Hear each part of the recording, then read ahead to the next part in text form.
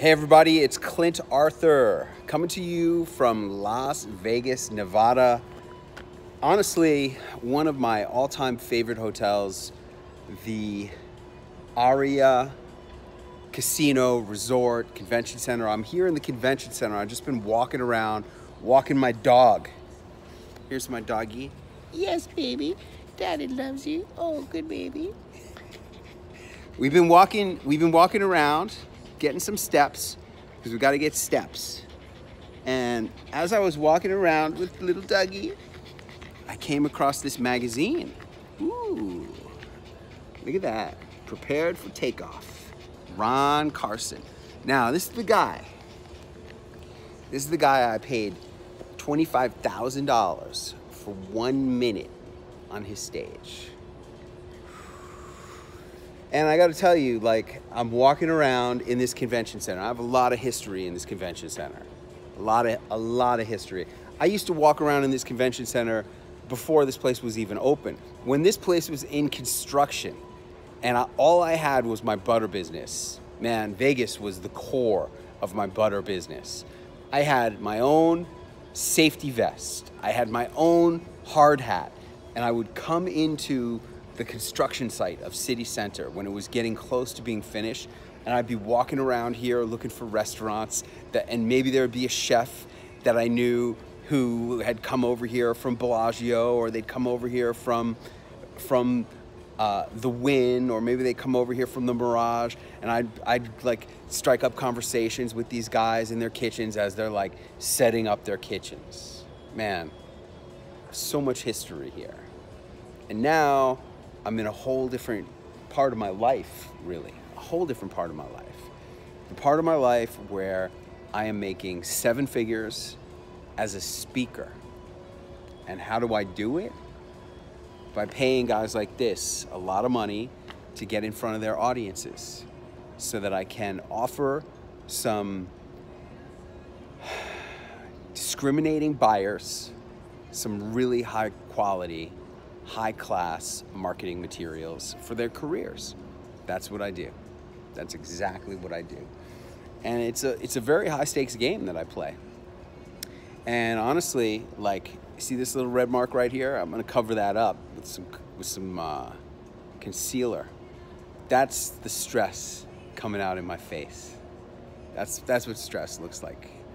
Because I don't have blemishes very often, but that one popped up last night and I was like, oh wow, I am feeling the stress.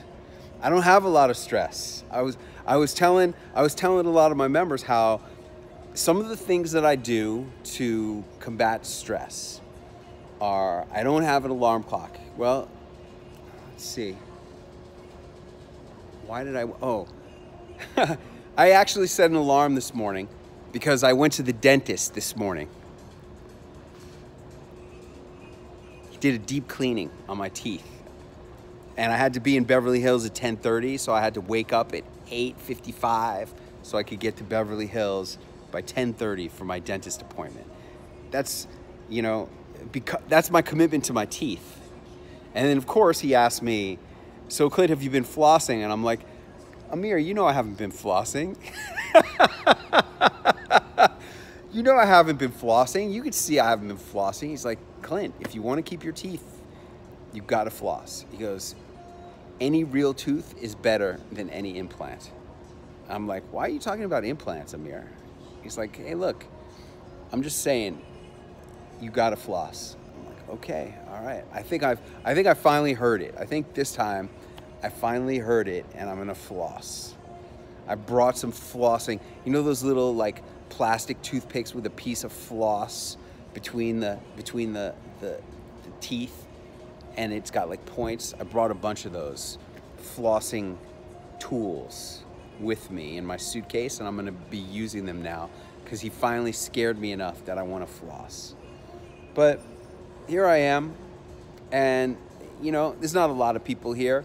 There's, you know, people walking around from MGM Resorts International AV department, you know. It's like everybody else is out going to strip clubs, I would imagine, Ran into some guys who were here for the convention that I'm going to be at. They're going out to get some food, huh? Oh yeah, you're going to get some food, huh? Okay, good. What kind of food you getting, guys? I'm here to work. I'm here to get ready. I came in a day early. The event doesn't even start, registration doesn't even start till tomorrow, but we came in a day early so we could get acclimated, get set up in our suite, and try to make something out of nothing. We're less than nothing. I remember when Donald Trump, at some point I remember Donald Trump said that he passed a beggar on the street and the beggar had billions more than him because all he had was debt. I think that's a Donald Trump story. And, you know, I'm at this event. I'm minus 25K right now, plus hotel and expenses. Luckily, I didn't get a speeding ticket. And it's scary. It is. But I think one of the most important parts about being an entrepreneur is understanding that, number one, you must take risks. If you want to win, you got to take risks. No risk, no reward. Number two, you can't win every time. There's going to be times when you straight up lose. Now, I hope that this isn't going to be one of those. I don't expect it's going to be one of those. I have every expectation this is going to be a really successful event. But I feel like that a lot of times. Not as solid as I do about this one. I feel really solid about this one. But you got to be willing to take risks and lose, because that's part of business. Sometimes you win, sometimes you lose, sometimes you break even, sometimes it's a combination of all of that, but you have to be willing to lose. And, you know, we are taking a calculated risk that we're not going to lose.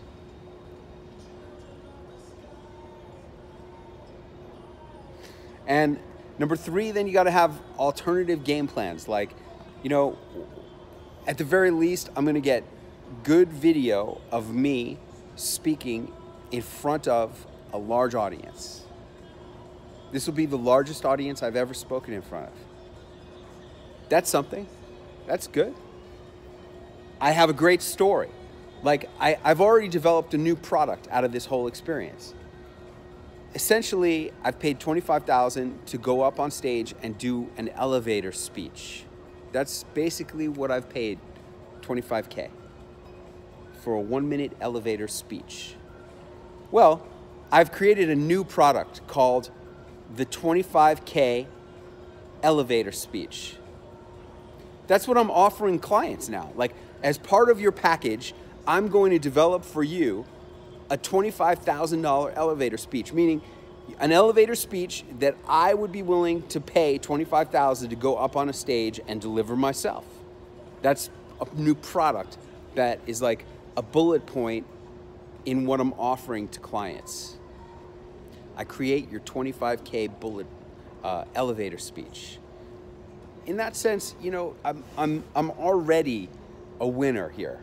I'm gonna have great high status video. I'm gonna have great photo imagery that I'll be able to pull out of that video. I have a great new story about how I paid $25,000 to speak for a minute.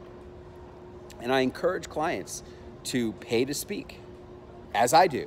Hey, this is one thing that nobody can ever accuse me of walking a different talk than what I sell. I pay to speak, and I advise clients to pay to speak. I go on TV all the time, and I advise clients to go on TV all the time. I'm constantly going to seminars and learning and improving constantly, and I advise clients to do that too. In fact, I just recently attended 2 speaker training events.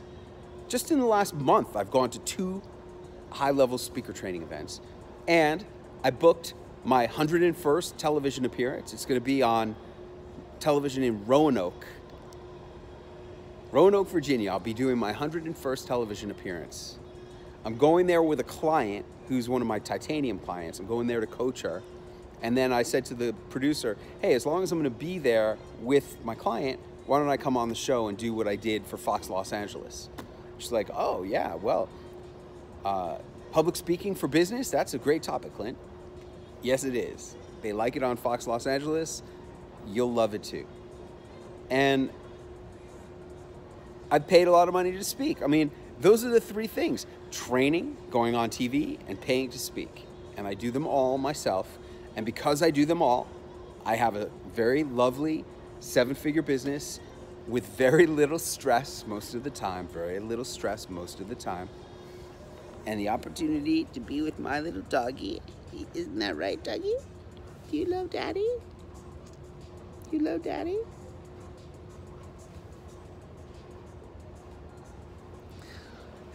And there you have it.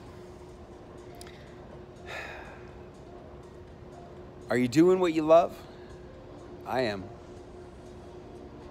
And I'm looking forward to seeing you on big stages, powerful, prominent stages, in front of a lot of people, or just in really important places. Like, if you're thinking about becoming a speaker, you should probably come through some of my speaker training.